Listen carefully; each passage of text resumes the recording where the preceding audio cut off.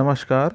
मैं पीयूष कुमार, सहायक प्राध्यापक हिंदी, शासकीय महाविद्यालय रामचंद्रपुर, जिला बलरामपुर, छत्तीसगढ़ से।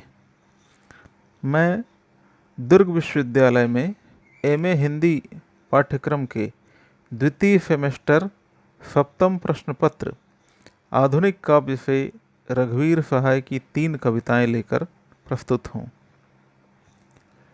रघुवीर सहाय अज्ञेय के दूसरे सप्तक के कवि थे। उनकी कविताओं के वर्तमान में भविष्य दिखता था। जीवंतता उनकी कविताओं की विशेषता रही है। सरलता, स्पष्टता, सकारात्मकता और विचारों में रची पगी उनकी कविताओं से गुजरना समय, व्यक्ति और व्यवस्था को समझना है। पाठ्यक्रम में सम्मिलित उनकी पहली कविता है हंसो हंसो जल्दी हंसो। इस कविता का मैं पहले वाचन करता हूँ और उसके बाद हम इस कविता को समझने का प्रयास करेंगे। हंसो हंसो जल्दी हंसो, हंसो तुम पर निगाह रखी जा रही है।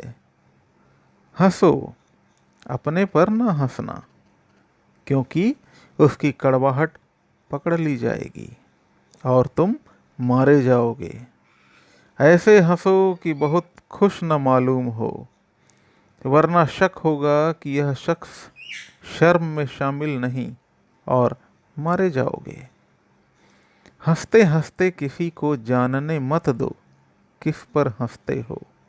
सबको मानने दो कि तुम सब तरह परास्त होकर एक अपनापे की हंसी हंसते हो, जैसे सब हंसते हैं बोलने के बजाय। जितनी देर ऊंचा गोल गुंबद गूंजता रहे, उतनी देर तुम बोल सकते हो अपने से। गूंज थमते थमते फिर हंसना, क्योंकि तुम चुप मिले तो प्रतिवाद के जुर्म में फंसे। अंत में हंसे तो तुम पर सब हंसेंगे और तुम बच जाओगे। हंसो पर चुटकुलों से बचो, उनमें शब्द हैं, कहीं उनमें अर्थ न हो जो किसी ने 100 साल पहले दिए हों। बेहतर है कि जब कोई बात करो तब हंसो, ताकि किसी बात का कोई मतलब न रहे। और ऐसे मौक़ों पर हंसो जो कि अनिवार्य हों, जैसे गरीब पर किसी ताकतवर की मार, जहाँ कोई कुछ कर नहीं सकता उस गरीब के सिवाय, और वह भी अक्सर हंसता है। हंसो हंसो जल्दी हंसो, इससे पहले कि वह चले जाएं। उनसे हाथ मिलाते हुए, नजरें नीची किए, उसको याद दिलाते हुए हंसो कि तुम कल भी हंसे थे। रघुवीर सहाय की यह कविता उनके संग्रह हंसो हंसो जल्दी हंसो से ली गई है। यह कविता 1970 और 75 के बीच लिखी गई थी। इस कविता संग्रह की तमाम कविताएं लगभग उसी दरमियान की थी और तब 1975 में आपातकाल लगा था। उस आपातकाल के समय को रघुवीर सहाय की इस कविता ने अच्छे से दर्ज कर लिया है। यह कविता इस लिहाज से विलक्षण है। हंसी जैसी बात में हंसने की बाध्यता और उसके छुपे हुए रूपों के माध्यम से रघुवीर सहाय ने सत्ता निर्मित व्यवस्था पर तीखा व्यंग्यात्मक प्रहार किया है। एक हंसी दूसरी हंसी से कैसे भिन्न हो सकती है और वह किस तरह अपराध हो सकती है, यह कविता उसकी स्थापना है।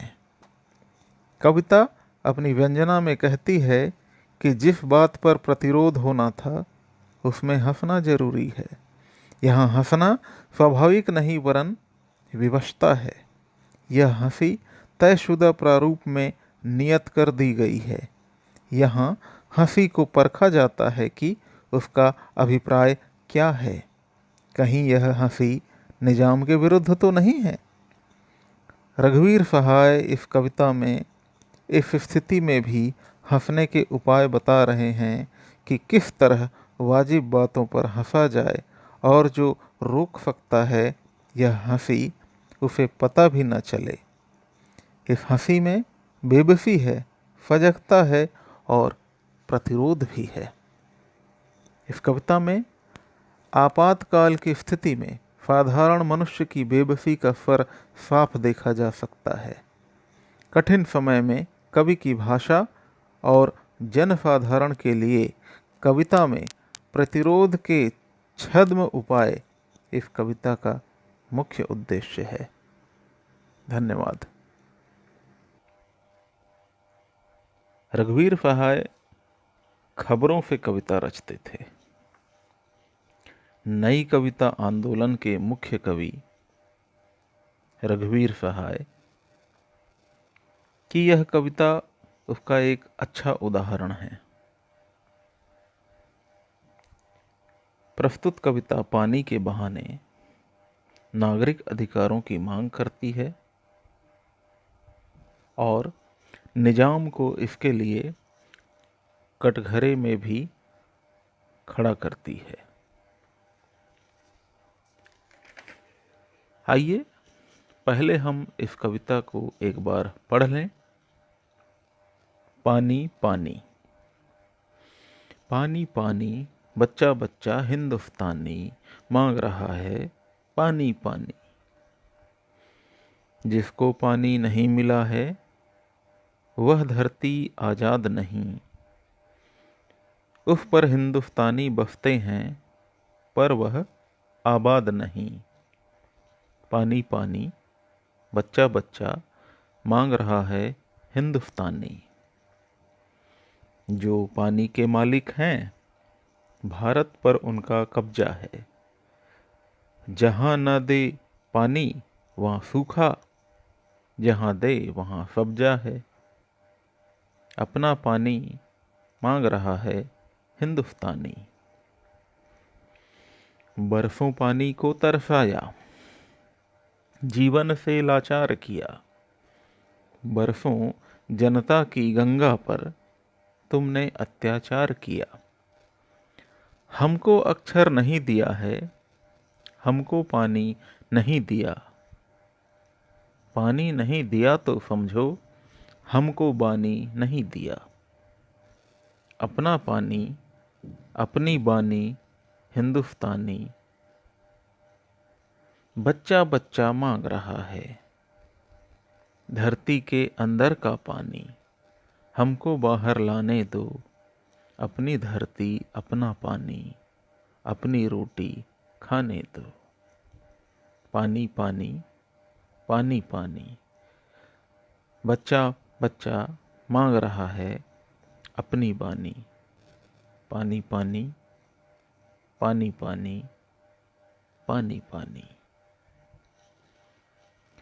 यह कविता प्रथम दृष्टया अपने आरंभ में पानी की जरूरत पर ध्यानाकर्षण कराती है,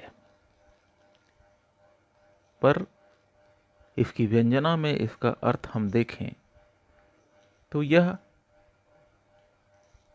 अवाम का हर व्यक्ति परेशान है पानी के लिए, इस बात को जाहिर करती है। कविता में एक अंश है, जिसको पानी नहीं मिला है वह धरती आजाद नहीं है। यहाँ कवि आजादी के अर्थ को स्पष्ट कर रहे हैं कि राजनीतिक आजादी तो मिली पर अभावों से, समस्याओं से, शोषण से, पीड़ा से, भेदभाव से आजादी कब मिलेगी। इस देश में लोग, भारतीय लोग निवास करते हैं, पर अपने अधिकारों के बगैर क्या देश आबाद माना जाएगा। जो लोग व्यवस्था में हैं उनके हाथ में देश है। कवि के अनुसार तो देश नहीं बल्कि देश पर उनका कब्जा है। वे जहाँ चाहते हैं वहाँ विकास होता है और जहाँ नहीं चाहते वहाँ संघर्ष, पीड़ा, अभाव दिखाई देती है। आज अर्थव्यवस्था के पूंजीवादी मॉडल को देखकर यह साफ समझ आता है कि इंसान और समाज में दो वर्गों के बीच कितना अंतर आ चुका है। रघुवीर सहाय इस कविता में बता रहे हैं कि सत्ता का यह चरित्र कोई नया नहीं है, बरसों से है। चंद लोगों ने हमेशा बहुसंख्यक के जीवन की मूलभूत जरूरतों को उनसे महरूम रखा, उस पर अत्याचार किया। यहाँ पर एक पंक्ति उल्लेखनीय है, जनता की गंगा पर। इसे इस अर्थ में समझा जाए कि गंगा नदी के प्रति श्रद्धा दिखाई तो जाती है, पर उसे सिर्फ आज तक गंदा ही किया गया है। ठीक उसी तरह लोकतंत्र की दुहाई दी जाती है, पर वास्तव में लोकतंत्र की शर्तों को, उसकी मांग को, उसकी ज़रूरतों को, उसके नियम को पूरी तरह कोई अपनाना नहीं चाहता। रघुवीर सहाय जनता की ओर से आगे कहते हैं कि हमें शिक्षा न मिली, हमें शिक्षा ग्रहण करने नहीं दिया गया, यह भी पानी का ही रूप है। शिक्षा पानी का रूप है, बगैर शिक्षा जागरूकता संभव नहीं है। और सत्ताएं चाहती हैं कि कोई आवाज न उठे, इसलिए शिक्षित होने न दो। इसी क्रम में इस कविता के अंत में आवाम की ओर से कहा जा रहा है कि हमें हमारे भीतर का ज्ञान, समझ, विवेक, अधिकार जाहिर करने दिया जाए, ताकि हम अपने मनुष्य होने के मानवीय आधार पर अपना जीवन, एक स्वतंत्र जीवन जी सकें। सदियों पहले रहीम ने पानी के 3 अर्थ बताए थे। यह कविता मनुष्य के लिए पानी का क्या अर्थ है उसे खोलती है, उसका विस्तार करती है और स्थापित करती है। समकालीन संदर्भों में मनुष्य के जीवन की विडंबनाएं नए रूपों में आ रही हैं। इसलिए जब तक मनुष्य और मनुष्य के बीच फर्क रहेगा, पानी उस फर्क को खत्म करने वाली आवाज बनी रहेगी। रघुवीर सहाय की तीसरी कविता है मेरा जीवन। यह कविता अपनी प्रस्तुति में और भाषा में भी रघुवीर सहाय की अन्य कविताओं से कुछ भिन्न है। यह कविता मनुष्य के मन के एकाकीपन और उसके उद्देश्य को प्रस्तुत करने में सफल हुई है। यहाँ एकाकीपन सकारात्मक भाव में है, चिंतन के भाव में है, स्वयं को पहचानने के भाव में है। आइए रघुवीर सहाय की यह कविता पढ़ें, फिर उसे समझने का प्रयास करते हैं। मेरा जीवन। मेरा एक जीवन है, उसमें मेरे प्रिय हैं, मेरे हितैषी हैं, मेरे गुरुजन हैं, उसमें मेरा अनन्यतम भी है। पर मेरा एक और जीवन है जिसमें मैं अकेला हूँ, जिस नगर के गलियारों, फुटपाथ, मैदानों में घूमा हूँ, हंसा खेला हूँ, उसके अनेक हैं नागर, सेठ, म्यूनिसिपल कमिश्नर, नेता और सैलानी, शतरंजबाज और आवारे। पर मैं इस हाहाहूती नगरी में अकेला हूँ। देह पर जो लता सी लिपटी, आंखों में जिसने कामना से निहारा, दुख में जो साथ आए, अपने वक्त पर जिन्होंने पुकारा, जिनके विश्वास पर वचन दिए पालन किया, जिनका अंतरंग होकर उनके किसी भी क्षण में मैं जिया, वे सब सुहृद हैं, सर्वत्र हैं, सर्वदा हैं, पर मैं अकेला हूँ।